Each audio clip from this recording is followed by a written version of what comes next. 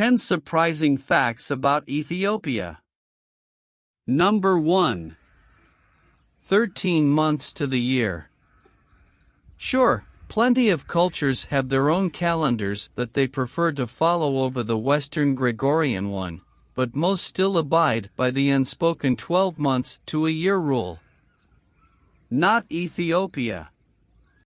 Ever looking to buck a trend? Several thousand years ago the Ethiopians catoned onto Spinal Tap's belief that one more is always better, and have been counting 13 months to their year ever since.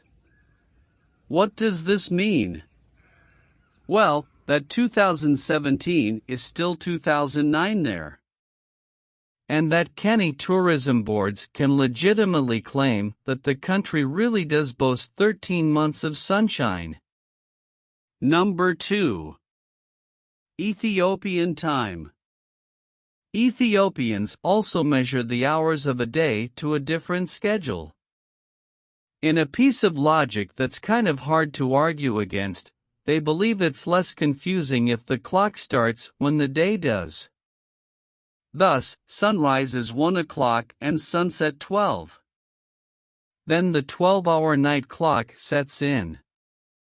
So when buying bus tickets etc., make sure you ask whether departure time is in Ethiopian or Western time.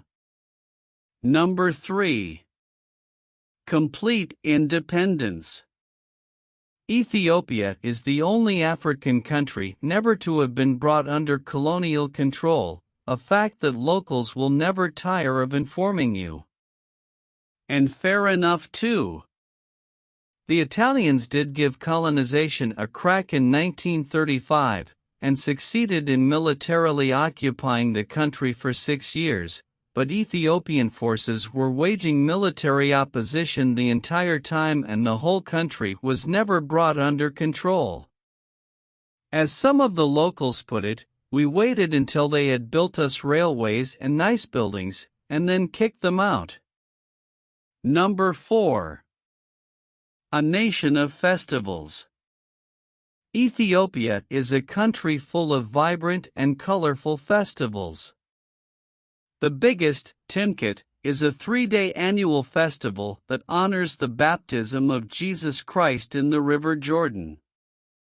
Today the priests remove the tablets, replicas of the Ark of Covenant, from each church and march to the nearest water source, where the communal baptism takes place. The procession is accompanied by thousands of locals dressed in dazzling white traditional dress that contrasts with the colors of the ceremonial robes and sequined velvet umbrellas of the priests. Number 5. The birthplace of the Rastafarian movement. Thought it was Jamaica? Nope. While much of the Rastafarian movement did evolve in Jamaica, the spiritual homeland of it is in actual fact Ethiopia. In Amharic, Ras is a title similar to chief, and Tafari, the first name of Emperor Haile Selassie. Essentially the movement posits Selassie as an incarnation of God.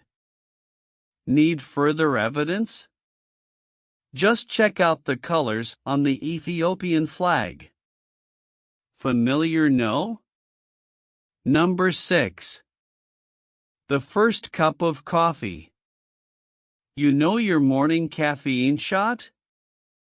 You've got some Ethiopian goats to thank for that. As the story goes, a goat herder way back when noticed his flock's fondness for a certain bush and decided to give one of the fruits a nibble himself. His day's herding was notably more efficient for it, and the coffee industry took off from there.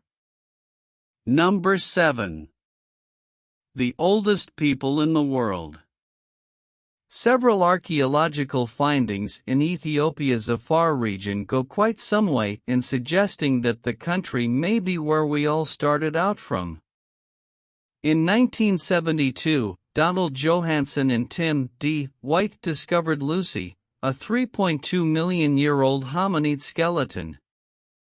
For years, Lucy was all the rage, embarking on a 9-year worldwide tour and enjoying widespread fame. Then Arti, also from the Afar region but 1,000,000 years her senior, rocked up and blew her out of the water. So you arguably also have the Ethiopians to thank for, well, you. Number 8. Abebe Bikila. In 1960, an Ethiopian by the name of Abebe Bikila became the first black African to win gold in the Olympics. Only making the team selection at the last minute due to another athlete's broken foot, Bikila opted to run the marathon barefoot, pipping hot favorite Moroccan Radi Ben Abdeslam by a full 25 seconds. 4 years later, Bikila won the Tokyo Olympics, setting a world record and becoming the first ever person to win the Olympic marathon twice. When asked if he wasn't tired, he didn't look it. He answered that he could have done with another 10 kilometers. Number 9. Okay, there's no getting away from the fact that Addis fits the bill of being a big, dusty, overcrowded city. But it's also home of the African Union, headquarters of the United Nations Economic Commission for Africa, and, at an altitude of 2,450 meters, the world's fourth highest capital city. Its name translates to new flower in Amharic. Number 10. Ethiopia for vegetarians. Ethiopian cooking is some of the tastiest, healthiest and most diverse cuisine on the continent.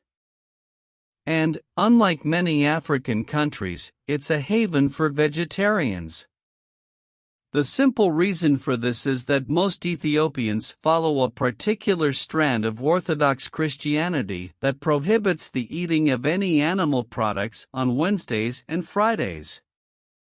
And the happy byproduct of this for herbivores is that restaurants tend to always have a few deliciously spicy vegan stews on the menu. It also means that when you say that you don't eat meat, they'll actually understand the idea. Instead of replacing the beef you requested be left off your pizza with, say, chicken.